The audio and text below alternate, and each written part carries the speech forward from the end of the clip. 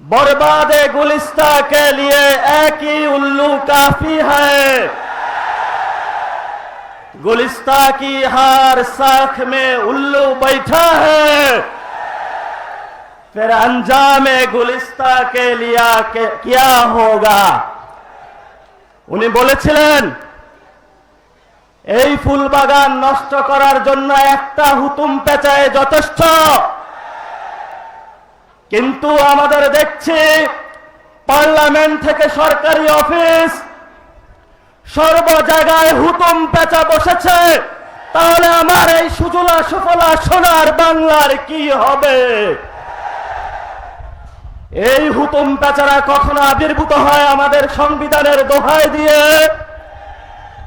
কেউ আবির্ভূত হয় চাঁদাবাজের মোড়ক নিয়ে, কেউ আবির্ভূত হয় সন্ত্রাসীর মোড়ক নিয়ে, কেউ আবির্ভূত হয় দখলবাজের মোড়ক নিয়ে, কেউ আবার মা বাপের সিম্প্যাথির কার্ড খেলে বাংলাদেশের মানুষের সামনে আবির্ভূত হয়েছে।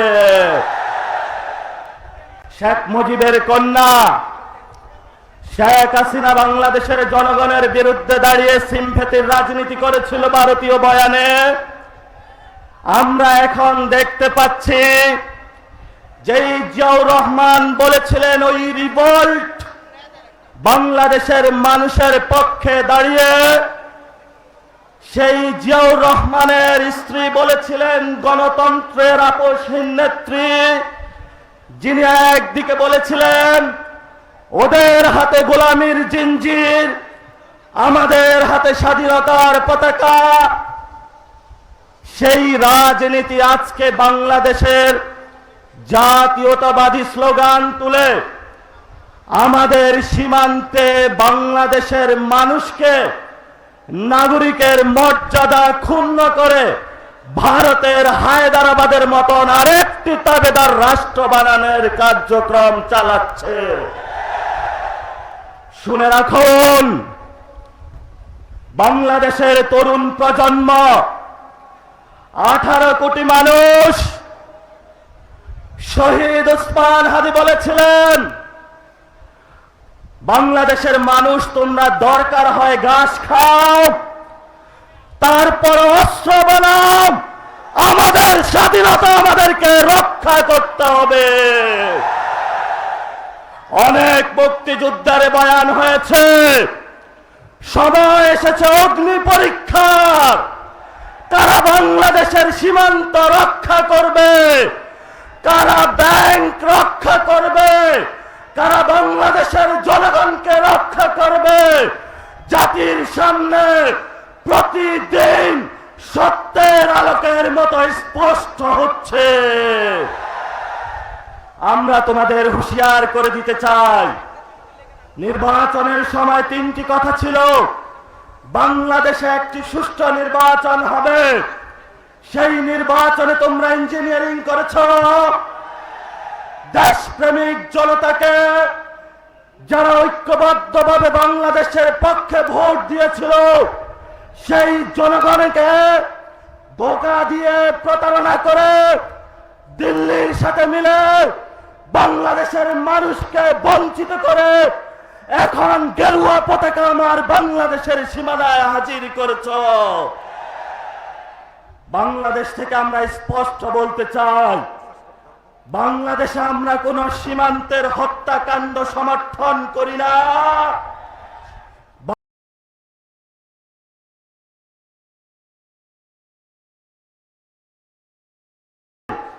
বাংলাদেশের এবং ভারতের স্বপ্ন সেদিনে অভিন্ন হবে যেদিন সীমান্তে হত্যাকাণ্ড বন্ধ হবে, যেদিন আমাদের নদীতে পানি আমরা বুঝে পাব, সেদিনে অভিন্ন স্বপ্ন বাস্তবায়ন হবে।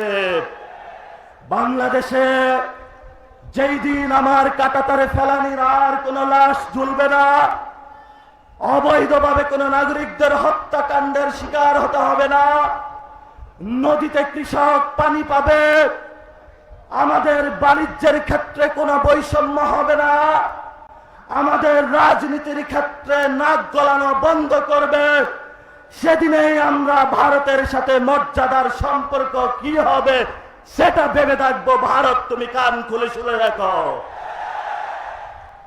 আমরা কোনো টাকার কাছে বিক্রি হই নাই, আমরা চাঁদাবাজি করি না, আমরা সন্ত্রাসী করি না, আমরা দুর্নীতি করি না।